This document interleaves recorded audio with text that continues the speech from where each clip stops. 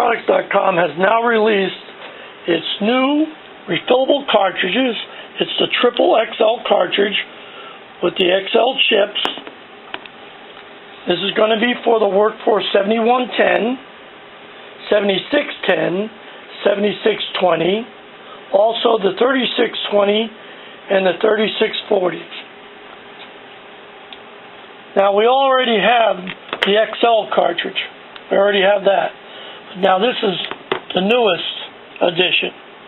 This will hold over 40 milliliters of ink. The kit will come with the charging syringe, and you'll have your choice of ink. You can have pigmented ink, sublimation ink, or dye-based ink. Now here's the Epson cartridge, the XL. On the XL, they just add more ink to it. You can see all the chambers here. That doesn't hold very much ink. Let me point this out. It's important. All these little chambers, there's a reason for it. As the ink is pulled in, it swirls to go into the printhead, because on this cartridge they use pigmented ink. So you can get it from us with pigmented ink, sublimation ink, or dye-based. So in our new cartridge, we also have the same thing right here, this little circle. It's very important. It meters out the proper amount of ink to the printhead. Our new cartridge will hold over 40 milliliters of ink. That's like buying 12 of these. Okay, now I'll get ready and I'll show you how to fill a 30 milliliter syringe and this long tip. I'm going to stick the long tip on here temporarily so I can draw up the ink. This way I don't have to take the plastic tip off. So you're going to slide it on and you're going to draw up 20 milliliters of ink. Okay, now I just filled it to 20 milliliters. Now when you get the cartridge, there's going to be a rubber plug in the air port. Leave it in. You're going to need that in there. Now you can save it, but when you're printing, that has to be out. So I'm going to take out the little black plug, and then I'm going to stick the tip of the plastic tip right in that hole. That's how I'll be able to charge the cartridge. But before that, I'm going to just add ink. I'm going to add as much ink to the cartridge as I can. So you might have to fill up the syringe again. Now that was 20, now I'm going to add 20 more. Okay, that was 40 milliliters. I've got 40 milliliters of ink in there. Now I'm going to charge the cartridge. What I'm trying to do, the little circle there, the little meter, we call it a meter in there because it meters the amount of ink that goes through the poppet valve into the printhead. I got to fill that with some ink. So I'm going to take the long steel tip off and put the plastic tip in there and draw up to create that priming vacuum. Now, got the syringe in. Now I can pull up on the plunger. I'm going to pull up as far as I can, and then I'm going to slowly let it drop down. Okay, now I'm going to slowly let it drop. It's going to start to fill up that little metering circle where there it is. I'm going to do it one more time. That's it. I did it 2 times. Now because I did that, this cartridge will actually hold some more ink. But I'm not going to put any more ink in. That was 40 milliliters. That's a lot of ink. Now I'll put the black plug in, and then very important, you've got to take out that little plug that I put in the air, that right here. That's got to come out. You want to save it so the next time you can use it to do this. You don't have to charge the cartridge every time you fill. But if you run it out of ink, or for some reason, I don't know how you'd do that, but if you did, you'd have to recharge it back up.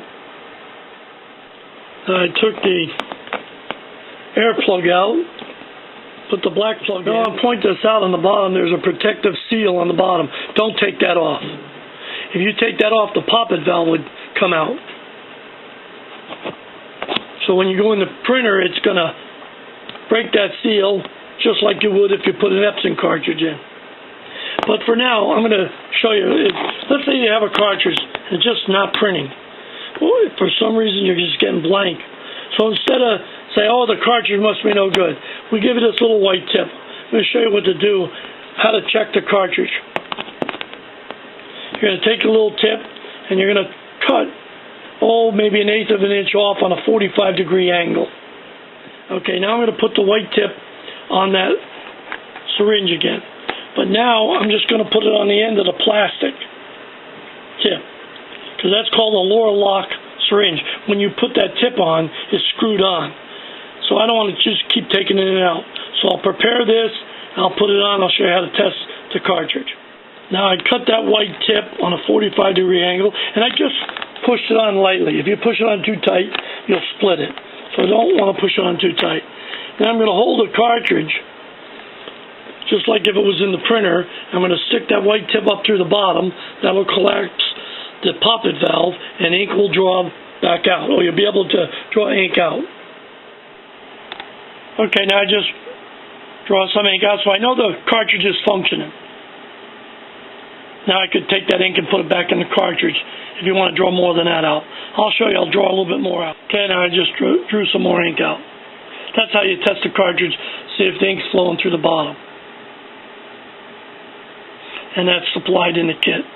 You don't have to do it often, but if you have an issue, that's something you want to check. Our XL cartridge, that holds over 12 milliliters of ink. Quite a bit more than that. When you get that cartridge originally, if you buy the standard size, now the XLs will hold 10 milliliters. Our XL holds 12. But our new extra large XL, extra large I call it, that'll hold over 40 milliliters of ink.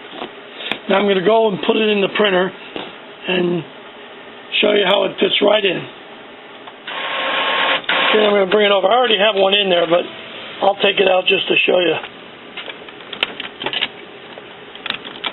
I've been printing a lot with this one, but just fits right in there.